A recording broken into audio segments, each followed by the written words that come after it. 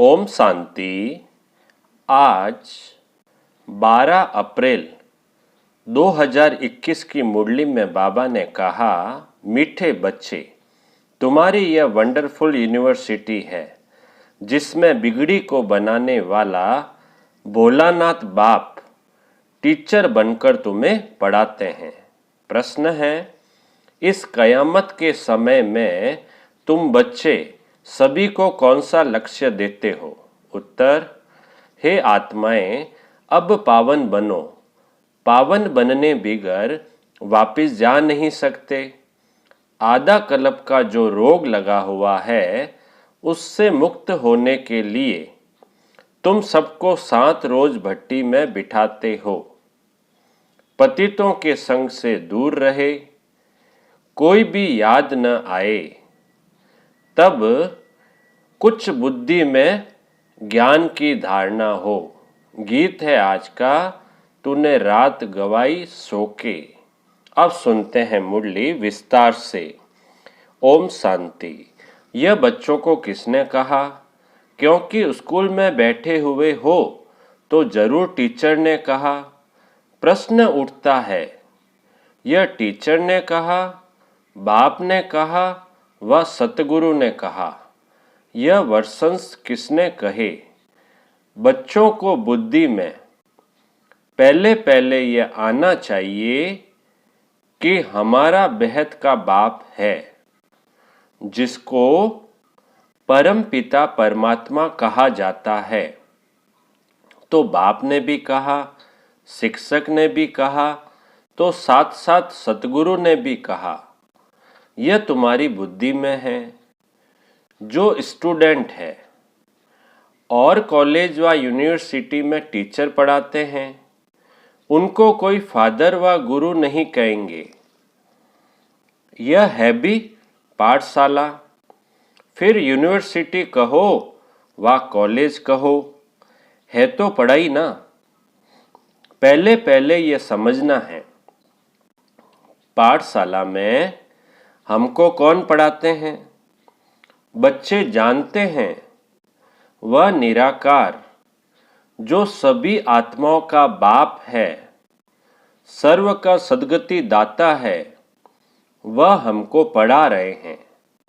यह सारी रचना उस एक रचता की प्रॉपर्टी है। तो खुद ही बैठ रचना के आदि मध्य अंत का राज समझाते हैं। तुम बच्चों ने जन्म लिया है बाप के पास।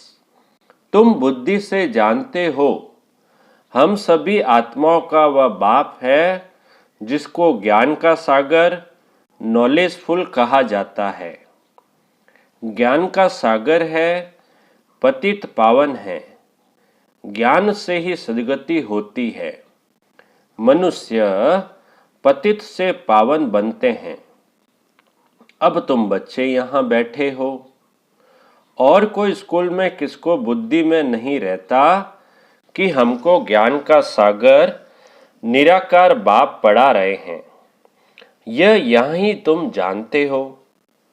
तुमको ही समझाया जाता है। तुमको ही समझाया जाता है। खास भारत और आम सारी दुनिया में ऐसे कोई भी नहीं समझेंगे कि हमको निराकार परमात्मा पढ़ाते हैं। उनको पढ़ाने वाले है ही मनुष्य टीचर। और फिर ऐसा भी ज्ञान नहीं है जो समझे हम आत्मा हैं। आत्मा ही पढ़ती है, आत्मा ही सब कुछ करती है। फलानी नौकरी आत्मा करती है इन आर्गन्स द्वारा। उनको तो यह रहता है कि हम फलाना हैं। झट अपना नाम रूप याद आ जाता है। हम यह करते हैं, हम ऐसे करते हैं। शरीर का नाम ही याद आ जाता है, परंतु वह रॉन्ग है। हम तो पहले आत्मा है ना, पीछे यह शरीर लिया है। शरीर का नाम बदलता रहता है, आत्मा का नाम तो नहीं बदलता। आत्मा तो एक ही है। बाप ने कहा है मुझ आत्मा का एक ही नाम शिव है, यह सारी दुनिया जानती है। बाकी इतने सब नाम शरीरों पर रखे जाते हैं, शिव बाबा को तो शिव ही कहते हैं। बस उनका कोई शरीर नहीं दिखाई पड़ता। मनुष्य के ऊपर नाम पड़ता है, मैं फलाना हूँ, हमको फलाना टीचर पढ़ा रहे हैं, नाम लेंगे ना। वास्तव में आत्मा शरीर के द्वारा टीचर का काम करती है, उनकी आत्मा को पढ़ाती है। संस्कार आत्मा में होते हैं, आर्गन्स द्वारा पढ़ाती है, पाठ बजाती है संस्कार अनुसार। परंतु देह पर नाम जो पड़े हैं उस पर सारे धंधे आदि चलते हैं। यहाँ तुम बच्चे जानते हो, हमको निराकार बाप पढ़ाते हैं, तुम्हारी बुद्धि कहाँ चली गई। हम आत्मा उस बाप के बने हैं। आत्मा समझती है निराकार फादर हमको आकर इस साकार द्वारा पढ़ाते हैं। उनका नाम है शिव। शिव जयंती भी मनाते हैं। शिव तो है बेहद का बाप, उनको ही परम पिता परमात्मा कहा जाता है। वह सभी आत्माओं का बाप है। अब उनकी जयंती कैसे मनाते हैं? आत्मा शरीर में प्रवेश करती है, वह गर्भ में आती है, ऊपर से आती है। यह किसको मालूम नहीं पड़ता। क्राइस्ट को धर्म स्थापक कहते हैं। उनकी आत्मा पहले पहले ऊपर से आनी चाहिए। सतो प्रधान आत्मा आती है। सतो प्रधान आत्मा आती है, कोई भी विकर्म किया हुआ नहीं है। पहले सतो प्रधान फिर सतो रजो तमो में आते हैं, तब विकर्म होते हैं। पहले आत्मा जो आएगी सतो प्रधान होने के कारण कोई दुख नहीं भोग सकती। आज से 5000 वर्ष पहले बरोबर सूर्यवंशी राज्य था और सब धर्म बाद में आए। भारतवासी विश्व के मालिक थे। भारत को अविनाशी खंड कहा जाता है। शिव बाबा है बिगड़ी को बनाने वाला। भोलानाथ शिव को कहा जाता है, न कि शंकर को। भोलानाथ शिव बिगड़ी को बनाने वाला है। शिव और शंकर एक नहीं है, अलग अलग है। ब्रह्मा विष्णु शंकर की कोई महिमा नहीं है। महिमा सिर्फ एक शिव की है जो बिगड़ी को बनाते हैं। कहते हैं मैं साधारण बुढ़े तन में आता हूँ। इसने 84 जन्म पूरे किए, अब खेल पूरा हुआ। यह पुराना चोला, पुराने संबंध भी खलास हो जाने वाले हैं। अब किसको याद करें? खत्म होने वाली चीज को याद नहीं किया जाता है। नया मकान बनता है तो फिर पुराने से दिल हट जाती है। नया मकान बनता है तो पुराने से दिल हट जाती है। यह फिर है बेहद की बात। सर्व की सद्गति होती है, अर्थात रावण के राज्य से सबको छुटकारा मिलता है। रावण ने सबको बिगाड़ दिया है। भारत बिल्कुल ही कंगाल भ्रष्टाचारी है। लोग भ्रष्टाचार समझते हैं करप्शन, एडल्ट्रेशन को, चोरी ठगी को। परंतु बाप कहते हैं पहला भ्रष्टाचार है मूत पलीती बनना। शरीर विकार से पैदा होता है, इसलिए इसको विशेष वर्ल्ड कहा जाता है। सत्युग को वाइसलेस कहा जाता है। हम सत्युग में प्रवृत्ति मार्ग वाले देवी देवता थे। कहते हैं पवित्र होने से विकार बिगर बच्चे कैसे पैदा होंगे? बोलो, हम अपनी राजधानी बाहुबल से नहीं योग बल से स्थापन करते हैं, तो क्या योग बल से बच्चे नहीं पैदा हो सकते हैं? जबकि है ही वाइसलेस वर्ल्ड, पवित्र ग्रस्त आश्रम। यथा राजा रानी संपूर्ण निर्विकारी तथा प्रजा। या है संपूर्ण विकारी। सतयुग में विकार होते नहीं, उसको कहा जाता है ईश्वरीय राज्य। ईश्वर बाप का स्थापन किया हुआ। अभी तो है रावण राज्य। शिव बाबा की पूजा होती है, जिसने स्वर्ग स्थापन किया। रावण जिसने नरक बनाया, उसको जलाते आते हैं। द्वापर कब शुरू हुआ, यह भी किसको पता नहीं है। यह भी समझ की बात है। यह है ही तमो प्रधान आसुरी दुनिया, वह है ईश्वरीय दुनिया। उसको स्वर्ग देवी पावन दुनिया कहा जाता है। यह है नरक पतित दुनिया। यह बातें भी समझेंगे वही जो रोज पढ़ेंगे। ये बातें बाबा कहते हैं वही समझेंगे जो रोज पढ़ेंगे। बहुत कहते हैं फलानी जगह स्कूल थोड़ी है। अरे हेड ऑफिस तो है ना, तुम आकर डायरेक्शन ले जाओ। बड़ी बात तो नहीं है। सृष्टि चक्रों को सेकंड में समझाया जाता है। सतयुग त्रेता फास्ट हो गया, फिर द्वापर कलयुग, यह भी पास्ट हुआ। अभी है संगम युग। नई दुनिया में जाने के लिए पढ़ना है। हर एक का हक है पढ़ना। बाबा हम नौकरी करते हैं। अच्छा, एक हफ्ता ज्ञान ले, फिर चले जाना। मुरली मिलती रहेगी।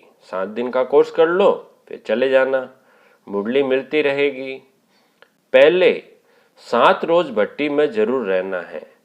बल 7 रोज आएंगे, परंतु सबकी बुद्धि एक जैसी नहीं रहेगी। 7 रोज भट्टी माना कोई की भी याद न आए, कोई से पत्र व्यवहार आदि भी न हो। सब एक जैसा तो समझ नहीं सकते। यहाँ पतितों को पावन बनना है। यह पतितपना भी रोग है। आधा कल्प के महारोगी मनुष्य है, उनको अलग बिठाना पड़े। कोई का भी संग न हो। बाहर जाएंगे, उल्टा सुल्टा खाएंगे, पतित के हाथ का खाएंगे। सतयुग में देवताएं पावन है ना, उनके लिए देखो खास मंदिर बनते हैं। देवताओं को फिर पतित छू न सके। इस समय तो मनुष्य बिल्कुल पतित भ्रष्टाचारी है। शरीर विष से पैदा होता है, इसलिए इनको भ्रष्टाचारी कहा जाता है। सन्यासियों का भी शरीर विष से बना हुआ है। बाप कहते हैं पहले पहले आत्मा को पवित्र होना है, फिर शरीर भी पवित्र चाहिए। इसलिए पुराने इम्प्योर शरीर सब विनाश हो जाने हैं। सबको वापस जाना है। यह एक कयामत का समय। सबको पवित्र बन वापस जाना है। भारत में ही होलिका मनाते हैं। यहाँ 5 तत्वों के शरीर तमो प्रधान हैं। सतयुग में शरीर भी सतो प्रधान होते हैं। श्री कृष्ण का चित्र है ना। नरक को लात मारना होता है, क्योंकि सतयुग में जाना है। मुर्दे को भी जब शमशान में ले जाते हैं तो पहले मुंह शहर तरफ, पैर शमशान तरफ करते हैं। फिर जब शमशान के अंदर घुसते हैं तो मुंह शमशान तरफ कर लेते हैं। करते हैं ना, पहले पैर होते हैं, फिर मुंह शमशान की तरफ कर लेते हैं। अभी तुम स्वर्ग में जाते हो तो तुम्हारा मुंह उस तरफ है। शांति धाम और सुख धाम। पैर दुख धाम तरफ है। वह तो मुर्दे की बात है। यहाँ तो पुरुषार्थ करना होता है। स्वीट होम को याद करते करते तुम आत्माएं स्वीट होम में चली जाएंगी। यह है बुद्धि की प्रैक्टिस। यह बाप बैठ सब राज समझाते हैं। तुम जानते हो अभी हम आत्माओं को जाना है घर। यह पुराना चोला पुरानी दुनिया है। नाटक पूरा हुआ माना 84 जन्म पाठ बजाया। यह भी समझाया है कि सब 84 जन्म नहीं लेते हैं। जो आते ही बाद में है और धर्म में जरूर उनके कम जन्म होंगे। इस्लामी से बौद्धियों का कम, क्रिश्चियन के उनसे भी कम। गुरु नानक के सिख लोग आए ही अभी हैं। गुरु नानक को 500 वर्ष हुआ तो वह थोड़े 84 जन्म लेंगे। हिसाब किया जाता है 5000 वर्ष में इतने जन्म, तो 500 वर्ष में कितने जन्म हुए होंगे? 12-13 जन्म। क्राइस्ट के 2000 वर्ष होंगे तो उनके कितने जन्म होंगे? आधा से भी कम हो जाएंगे। हिसाब है ना, इसमें कोई कितने एक्यूरेट नहीं कह सकते। इन बातों में डिबेट करने में जास्ती टाइम वेस्ट नहीं करना है। तुम्हारा काम है बाप को याद करना। फालतू बातों में बुद्धि नहीं जानी चाहिए। बाप से योग लगाना, चक्र को जानना है। बाकी पाप नष्ट होंगे याद से, इसमें ही मेहनत है। इसलिए भारत का प्राचीन योग कहते हैं, जो बाप ही सिखाते हैं। सत्युग त्रेता में तो योग की बात ही नहीं। फिर भक्ति मार्ग में हठ योग शुरू होता है, बाद में राजयोग। बाप कहते हैं मुझे याद करने से पावन बनेंगे। मूल बात याद की है। कोई भी पाप नहीं करना है। देवी देवताओं के मंदिर है क्योंकि पावन है। पुजारी लोग तो पतित है, पावन देवताओं को स्नान आदि कराते हैं। वास्तव में पतित का हाथ भी नहीं लगना चाहिए। यह सब है भक्ति मार्ग का रस्म रिवाज। अभी तो हम पावन बन रहे हैं, पवित्र बन जाएंगे तो फिर देवता बन जाएंगे। वहां तो पूजा आदि की दरकार नहीं। कहां पर? सत्युग में। सत्युग में तो पूजा आदि की दरकार नहीं रहती। सर्व का सद्गति दाता है ही एक बाप। उनको ही भोलानाथ कहते हैं। मैं आता हूं पतित दुनिया पतित शरीर में, पुराने रावण राज्य में। हाँ, कोई के भी तन में प्रवेश कर मुरली चला सकते हैं। इसका मतलब यह नहीं कि सर्वव्यापी है। हर एक में तो अपनी अपनी आत्मा है। फॉर्म में भी लिखवाया जाता है तुम्हारी आत्मा का बाप कौन है, परंतु समझते नहीं हैं। आत्माओं का बाप तो एक ही होगा। हम सब ब्रदर्स हैं, फादर एक है। उनसे वर्षा मिलता है जीवन मुक्ति का। वही लिबरेटर गाइड है। सभी आत्माओं को ले जाएंगे स्वीट होम। इसलिए पुरानी दुनिया का विनाश होना है। पुरानी दुनिया का विनाश होता है, होलिका होती है ना। शरीर सब खत्म हो जाएंगे, बाकी आत्माएं सब वापस चली जाएगी। सत्युग में तो फिर बहुत थोड़े होंगे। सत्युग में तो जनसंख्या कितनी होगी? 9 लाख की होगी ना शुरू में। तो बाबा कहते हैं सत्युग में तो फिर बहुत थोड़े होंगे।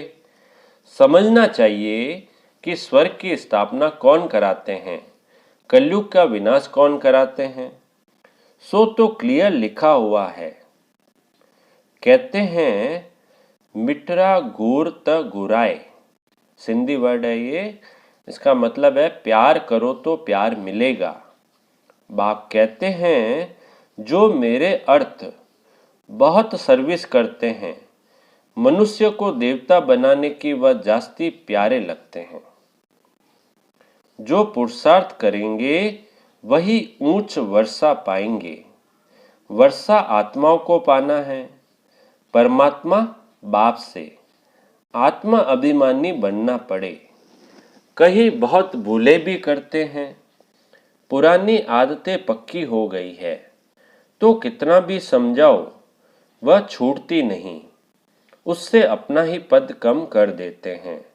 अच्छा, बाप दादा बोले मीठे मीठे सिकिलदे बच्चों प्रति मात पिता बाप दादा का याद प्यार और गुड मॉर्निंग।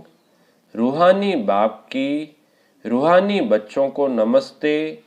हम रूहानी बच्चों की रूहानी बाप दादा को याद प्यार, गुड मॉर्निंग और नमस्ते नमस्ते नमस्ते।